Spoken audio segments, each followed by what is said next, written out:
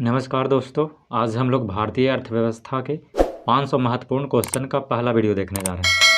चलिए स्टार्ट करते हैं। देखिए क्वेश्चन नंबर एक में क्या है? अर्थशास्त्र में बाजार से क्या अभिप्राय है? अर्थशास्त्र में बाजार से क्या अभिप्राय है? तो इसका आंसर हो जाएगा प्रतियोगिता की उपस्थिति। प्रतियोगिता की उपस्थिति हो जाएगा इसका आंसर। उसके बाद क्वेश्चन नंबर 2 देखिए, भारत में आर्थिक सर्वेक्षण प्रत्येक वर्ष सरकारी तौर पर प्रकाशित किया जाता है। भारत में आर्थिक सर्वेक्षण प्रत्येक वर्ष सरकारी तौर पर प्रकाशित किया जाता है।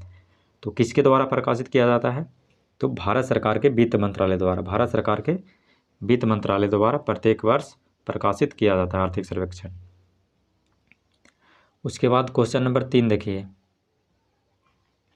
गांधीवादी अर्थव्यवस्था।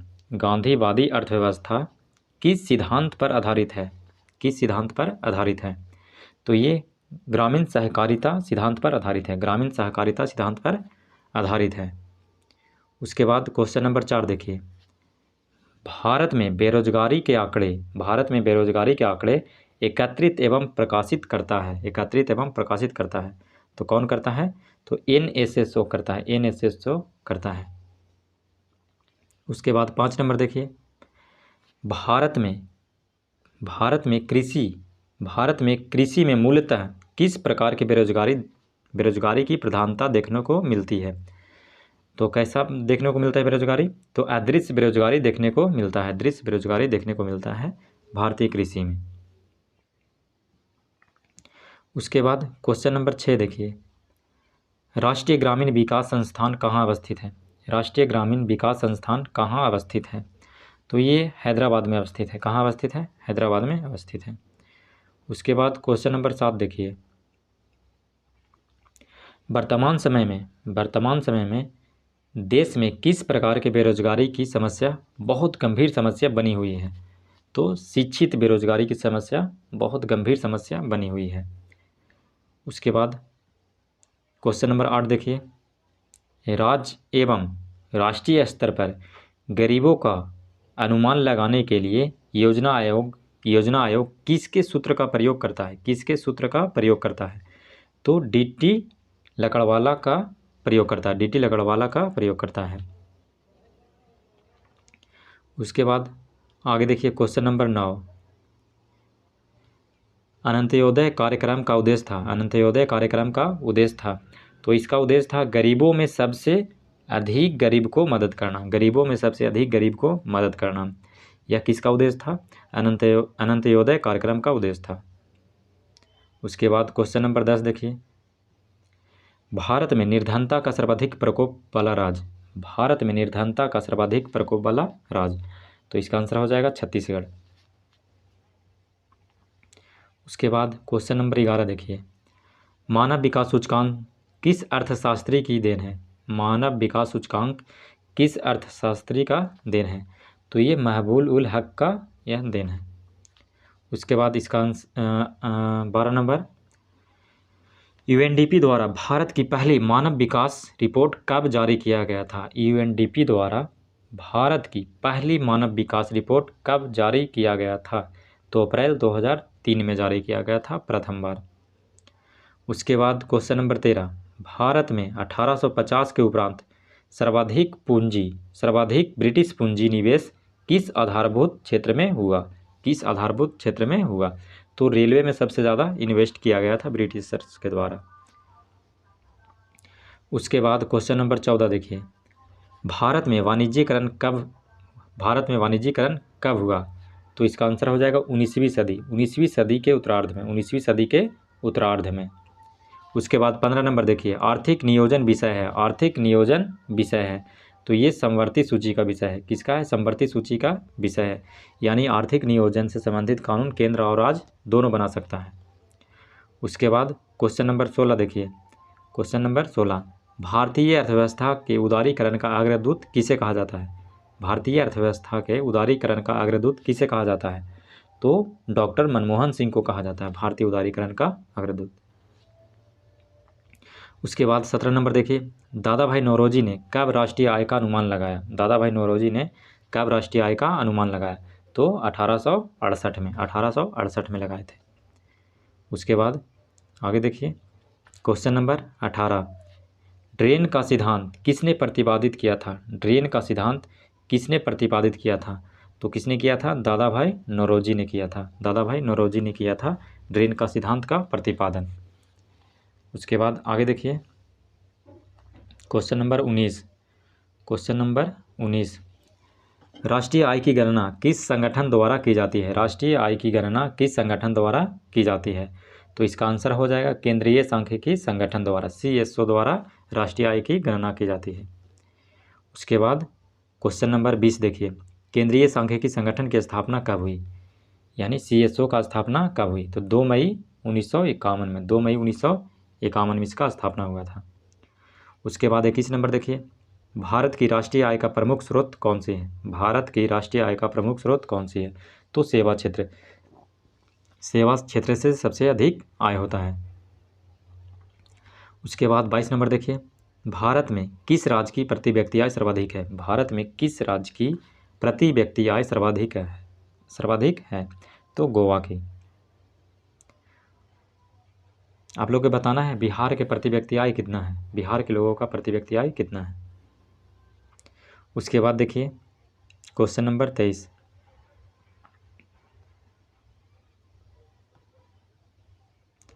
देखिए किसी देश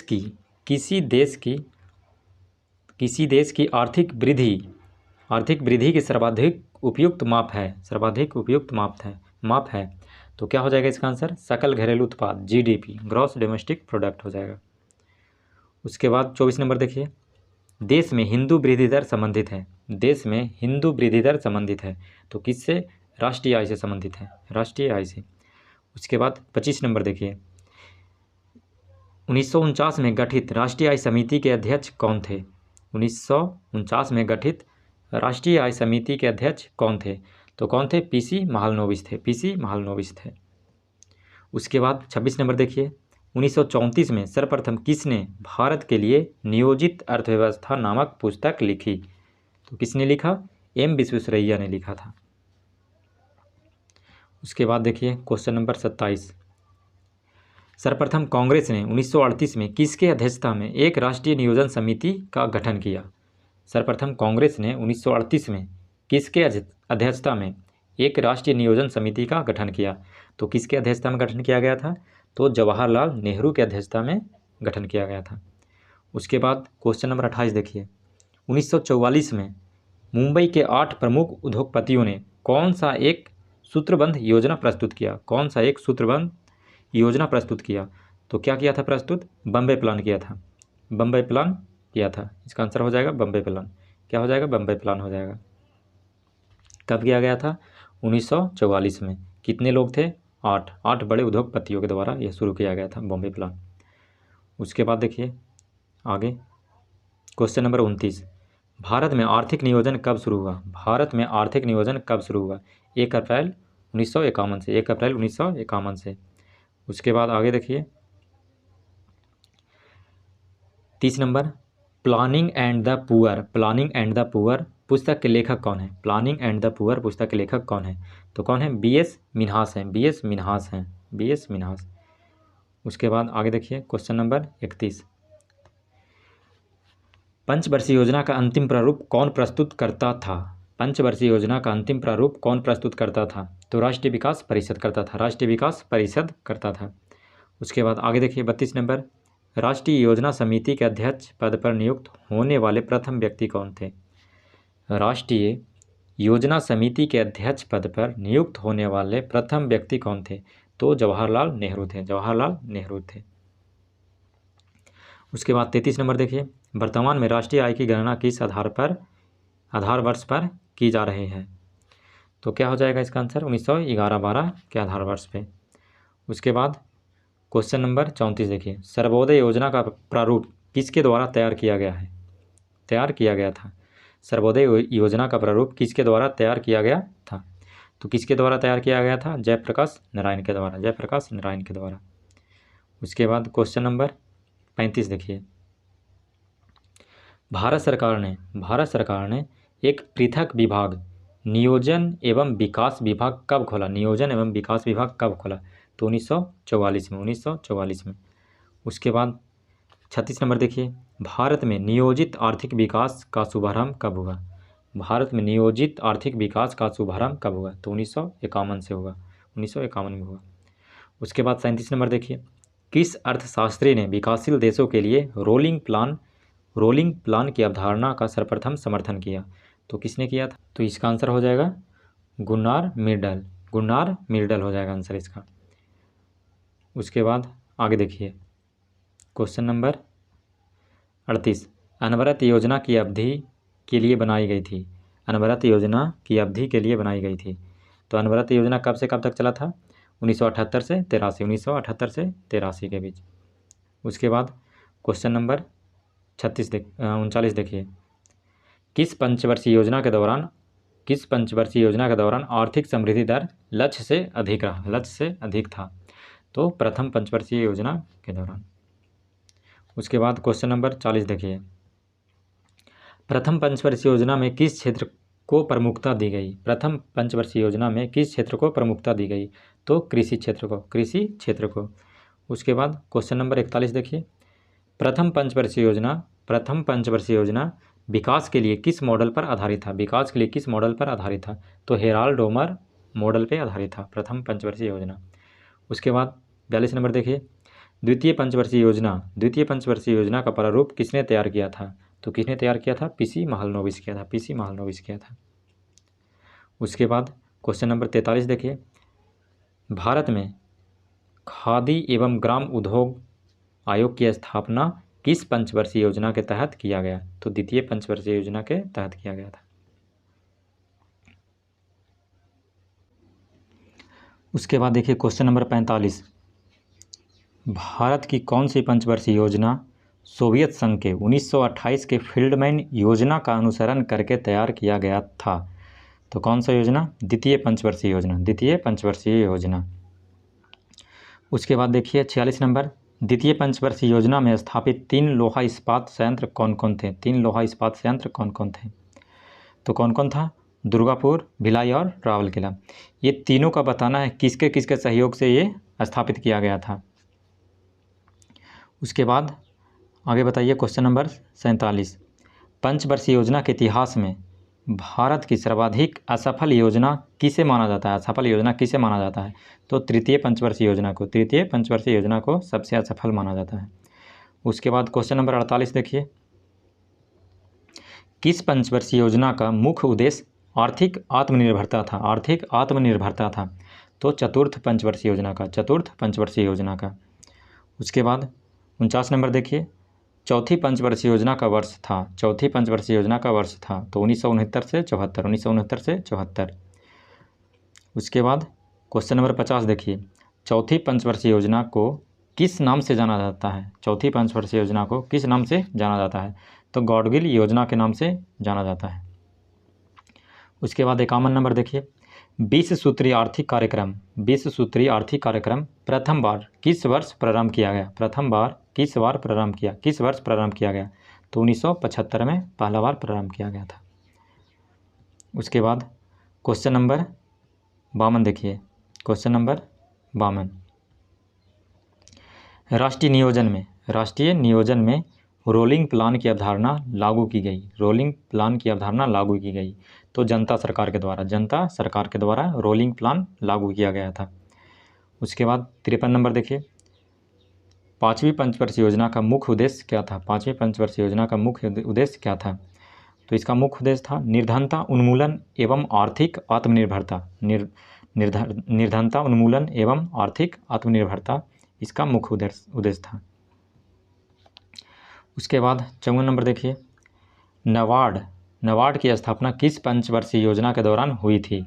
तो छठी पंचवर्षीय योजना के दौरान नबार्ड का स्थापना हुआ था। उसके बाद आगे देखिए 55 नंबर, छठी पंचवर्षीय योजना की अवधि तो 1980 से 85। उसके बाद देखिए सातवीं पंचवर्षीय योजना में प्रारंभ किया गया एक महत्वपूर्ण रोजगार कार्यक्रम था। तो कौन सा रोजगार क्रम महत्वपूर्ण था? तो जवाहर रोजगार योजना। हाँ। उसके बाद आगे देखिए 57 में सातवीं पंचवर्षीय योजना का प्रारूप तैयार करने का श्रेय किसे दिया जाता है? सातवीं पंचवर्षीय योजना का प्रारूप तैयार करने का श्रेय किसे दिया जाता है? तो रामकृष्ण हेगड़े को दिया जाता है, रामकृष्ण हेगड़े को दिया जाता है।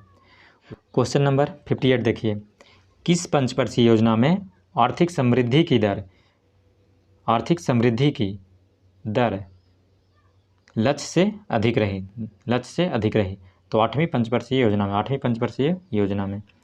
उसके बाद क्वेश्चन नंबर 59 देखिए, आठवीं पंचवर्षीय योजना का समय था, आठवीं पंचवर्षीय योजना के समय था तो 1992 से 97। उसके बाद 60 नंबर देखिए, नौवीं पंचवर्षीय योजना की अवधि थी, तो 1997 से 2000। उसके बाद आगे देखिए क्वेश्चन नंबर 61, किस पर नौवीं पंचवर्षीय योजना में प्राथमिकता दी गई? तो किस पे प्राथमिकता दिया गया था? तो न्यायपूर्ण वितरण एवं समानता के साथ विकास। उसके बाद क्वेश्चन नंबर 62 देखिए, 12वीं पंचवर्षीय योजना का कार्यकाल था तो 2012 से 17। उसके बाद 63 नंबर देखिए, अर्थव्यवस्था के विकास के लिए केंद्रीकृत नियोजन सर्वप्रथम कहाँ अपनाया गया था? तो पूर्व सोवियत संघ में।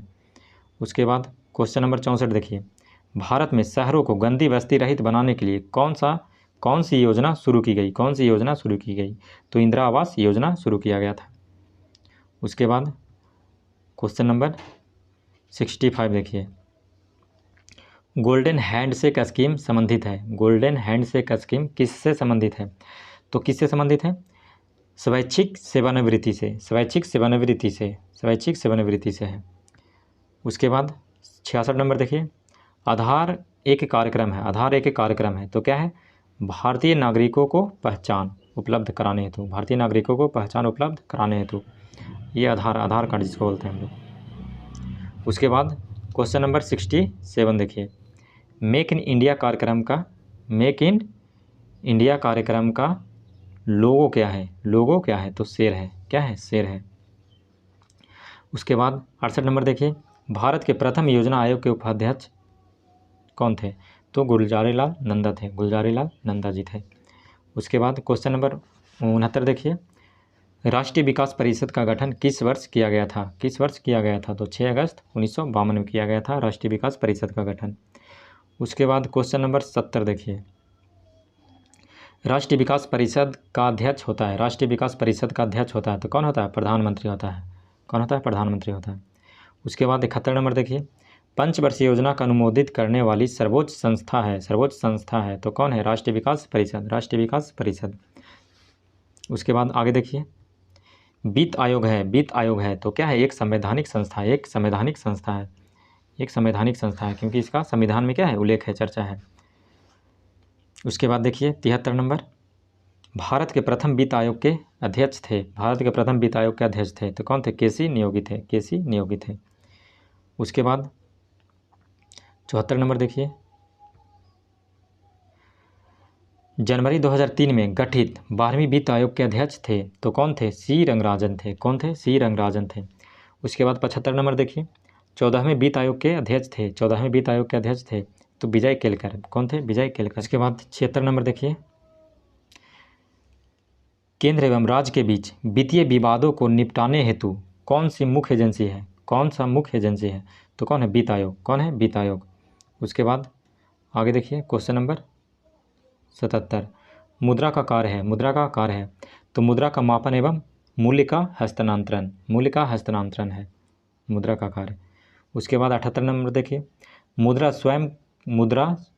स्वयं मुद्रा का निर्माण करती है, यह कथन है तो किसका है? क्रॉमर का है। किसका कथन है? क्रॉमर का है। उसके बाद 79 देखिए, ग्रेशम का नियम संबंधित है किससे? तो मुद्रा के प्रचलन से संबंधित है ग्रेशम का नियम। उसके बाद आगे देखिए क्वेश्चन नंबर 80, भारत में दशमलव मुद्रा प्रणाली शुरू की गई थी तो 1957 से। उसके बाद क्वेश्चन नंबर 81 देखिए, ऐसी विदेशी मुद्रा जिसमें शीघ्र पलायन कर जाने की प्रवृत्ति होती है वह कहलाती है। तो गर्म मुद्रा कहलाती है, हॉट करेंसी कहलाती है। क्या कहलाती है? हॉट करेंसी कहलाती है। उसके बाद क्वेश्चन नंबर 82 देखिए, विदेशी मुद्रा विनिमय का अवैध कारोबार कहलाती है। विदेशी मुद्रा विनिमय का अवैध कारोबार कहलाती है। तो क्या कहलाता है? हवाला कहलाता है। क्या कहलाता है? हवाला कहलाता है। उसके बाद 83 नंबर देखिए, वह मुद्रा जिनकी आपूर्ति मांग की अपेक्षा कम हो कहलाती है। वह मुद्रा जिसकी आपूर्ति मांग की अपेक्षा कम हो कहलाती है। क्या कहलाती है? हार्ड करेंसी कहलाती है। क्या कहलाती है? हार्ड करेंसी कहलाती है, हार्ड मुद्रा कहलाती है। उसके बाद 84 नंबर देखिए, वह मुद्रा जिसकी आपूर्ति मांग की अपेक्षा अधिक हो वह कहलाती है सॉफ्ट करेंसी। क्या कहलाती है? Soft currency. उसके बाद देखिए क्वेश्चन नंबर 85, ऐसी मुद्रा जो आसानी से सुलभ ना हो, ऐसी मुद्रा जो आसानी से सुलभ ना हो क्या कहलाती है? तो दुर्लभ मुद्रा कहलाती है, दुर्लभ मुद्रा कहलाती है। उसके बाद क्वेश्चन नंबर 86 देखिए, विकसित देशों की मुद्रा क्या कहलाती है? विकसित देशों की मुद्रा क्या कहलाती है? तो हार्ड मुद्रा कहलाती है, हार्ड करेंसी कहलाती है। उसके बाद क्वेश्चन नंबर 87 देखिए, वह मुद्रा जिनकी आपूर्ति की तुलना में मांग लगातार अधिक रहती हो कहलाती है, हार्ड करेंसी कहलाती है। क्या कहलाती है? हार्ड करेंसी कहलाती है। उसके बाद क्वेश्चन नंबर 88 देखिए, बाजार के नियम के प्रस्तुतकर्ता कौन थे? तो कौन थे? जेबी से थे। उसके बाद क्वेश्चन नंबर 89 देखिए, वह अवस्था जिनमें मुद्रा का मूल्य गिर जाता है और कीमत बढ़ जाती है क्या कहलाती है? मुद्रास्फीति कहलाती है। क्या कहलाती है? मुद्रास्फीति कहलाती है। उसके बाद 90 नंबर देखिए, अर्थव्यवस्था की वैसी स्थिति जिसमें मुद्रास्फीति के साथ साथ मंदी की स्थिति होती है क्या कहलाती है? तो ये कहलाती है स्टैगफ्लेशन कहलाती है, स्टैगफ्लेशन कहलाती है। यानी मुद्रास्फीति के साथ साथ मंदी आ जाती है तो क्या कहलाती है? स्टैगफ्लेशन कहलाती है।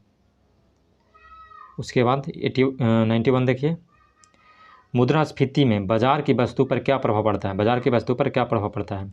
तो बाजार की वस्तुएं महंगी हो जाती है, वस्तुएं क्या हो जाती है? महंगी हो जाती है। उसके बाद किस वर्ग को मुद्रास्फीति के कारण सबसे अधिक हानि होता है?